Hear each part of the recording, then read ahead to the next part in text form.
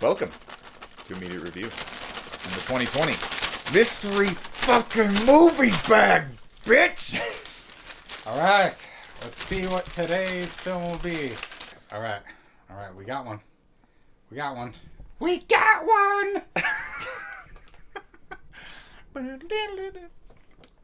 Oh man, what is it? Don't.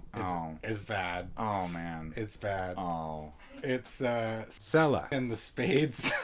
Ooh.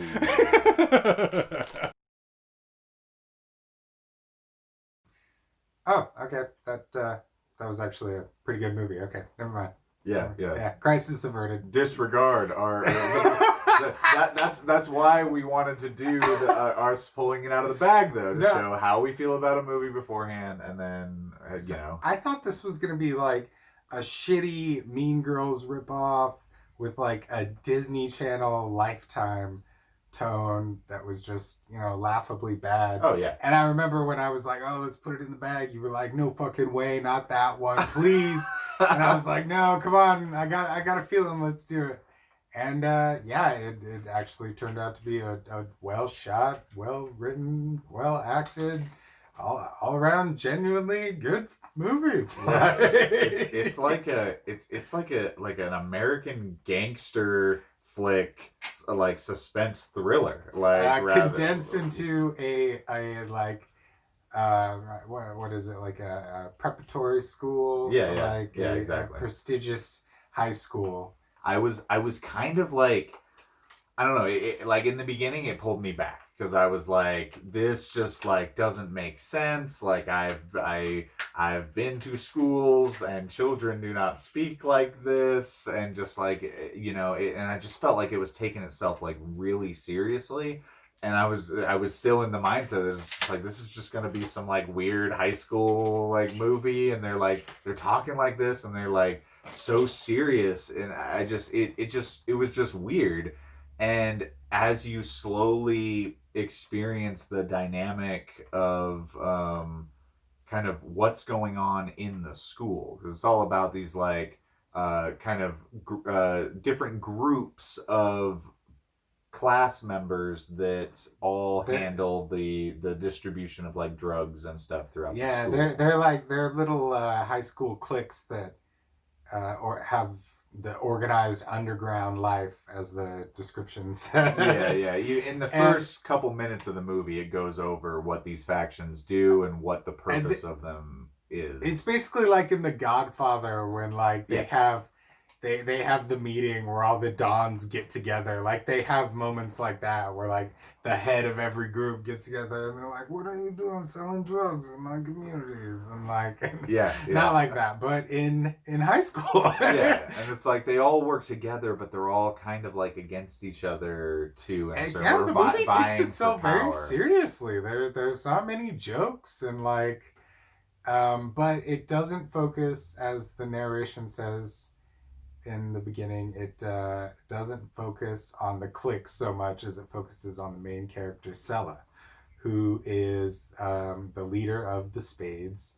and she's about to graduate and needs to find somebody to take her mantle, and finds another woman or girl to groom, and there's some mystery about what happened to the last girl who was her sidekick, and that's kind of what the suspense and stuff is kind of built around, as well as some different plots that are going on. Like there's a mole in the facility, so there's scenes like that. Who's the fucking rat? Like it's pretty funny, and it does take itself super seriously, and there are like.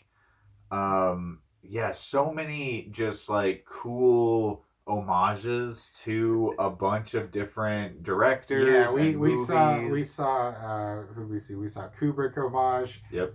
Wes Anderson, Tarantino, Terrence Malick. Yep. I'm sure there are a bunch of others. Suspiria, the Suspiria remake. Godfather. Godfather. Yeah, it was. This was an Amazon Studios movie too, by the way, and honestly, so far their stuff is way better quality Netflix and Hulu, honestly. Yeah, this was shot fantastic. Like, from we looked it up. I don't know if the cinematographer for an indie movie, it really was like for like a big budget blockbuster. It's like average, below average at times, but still really like creative. It's super creative, like the compositions and stuff. And yeah, they loved using like wide angles and mirror shots were really cool. Their use of lighting was really cool in a lot of scenes. And lots of like slow like zoom ins or zoom outs, just like very Kubrick-esque the shots. style was fantastic. You're right about that. And it was like constantly switching back and forth between like, you know, standard style, unique shots, and then kind of like blending in horror elements to it as well. And it ended up becoming a horror. Yeah, it kind of turns into a horror towards the end. Like not necessarily, but psychological thriller. Yeah, exactly. And it's just shot really well and in a way that keeps you interested. It doesn't, like, nothing stays standard. It always just is just changing it up a little bit. Like, you know, it has the best cinematography of all the movies we've seen in this series so far. In the mystery series for sure. And it's just totally surprising.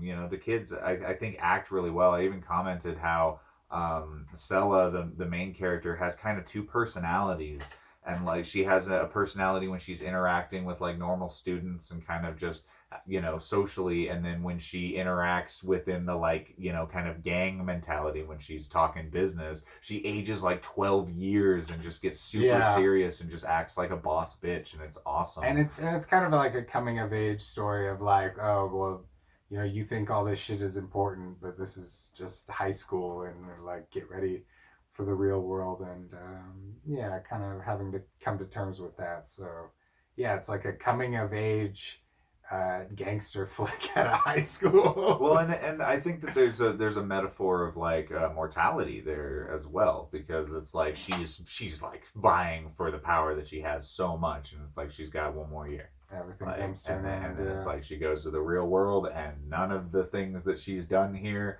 none of the fucking money that she's made or anything like that is gonna fucking matter, because her family's already fucking rich as shit.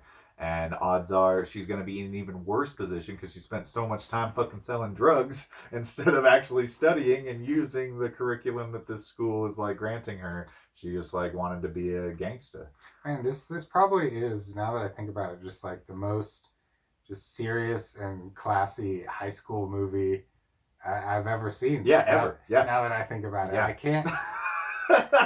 can't think of another. Like, I don't mean that in like all the other ones are bad. They're great. But just in terms of like, this movie really was like a Kubrick-esque thriller for a lot of it. Yeah. And it took itself super seriously. And it's like, what, like, you know, I've never seen another high school movie that's like, this is a movie about a high school girl in high school that turned out like this. You know, most of the time it's like, you know, and it had some of the cliches, like they had like prom gets canceled and they have to like cancel the prom. You know, it's like, and it worked. The standard stuff happens, but it's done in a completely different way that makes it not a cliche. And yeah, it's like, you know, because it just, like, the way that it's presented here just highlights the power that these factions have to just, like, even if the school's like, oh yeah, we're gonna shut down the prom, it's like, it doesn't fucking matter, they're gonna just have their own. And it's like it just worked really, really well. And you know, it is still that high school movie, but there's also just this really just tasty plot that's kind of like interlaced through it. And I love it like, if anybody has played the game Life is Strange, it felt a lot like this. Like, this is way more serious, and Life is Strange is like super on the whimsical side and then gets super dark. It is very, but it's very similar, like just in the tone and like how it goes from the relationship between the two girls. Yeah, exactly. Like, it's just it's very similar to that, and I loved it. I think the only thing that wasn't similar to Life is Strange was the soundtrack. And you know, but like, yeah, it's about basically the same stuff. And the plot happened, like some of the plot happens before we get introduced to the characters. Some of the plots happens afterwards. It's like it's good. Watch this movie. This movie has a 4.6 on IMDb. Really? Yeah, 4.6. Wow, yeah. I thought that was harsh. I get it though, because it is very unconventional now that I think about it. Like, and yeah, it's got like, you know, kids doing drugs, kids drugging other kids, like physical violence on children, child on child violence. There's some serious topics, you know, and so I can see why people wouldn't want to watch it or would want to give it a bad rating. Or I think it's the tone, partially. Because somebody might be expecting a silly, fun high school movie in another way, and then just being like, the fuck is this? This is boring. or they're like, well, I guess it is rated R, but it's like, Selah and the Spades. This looks like a fun high school movie. And you put it on for your kids, and it's just like they're doing drugs, and they're beating the shit out of each other, and they're drugging people. I all sorts gotta of shit. find someone to replace the name. Like, what is this Godfather? You know, yeah. So there's definitely some angry moms that are just like, I was expecting it, and you turned out it's a negative review. This director and cinematographer need to get together, do a horror movie together, straight up, straight horror, because like I would love that. I think they could nail it. They had the compositions and the tone and like everything like down. They could do something cool. It's true. Big surprise on this one. Fucking. Yeah, it was the director's first movie. Yeah. Or maybe first one with a poster. All right. But we'll see. Anything else you want to say? Nope, I'm good. Okay. Fucking see you on the next mystery. We'll see you guys next time.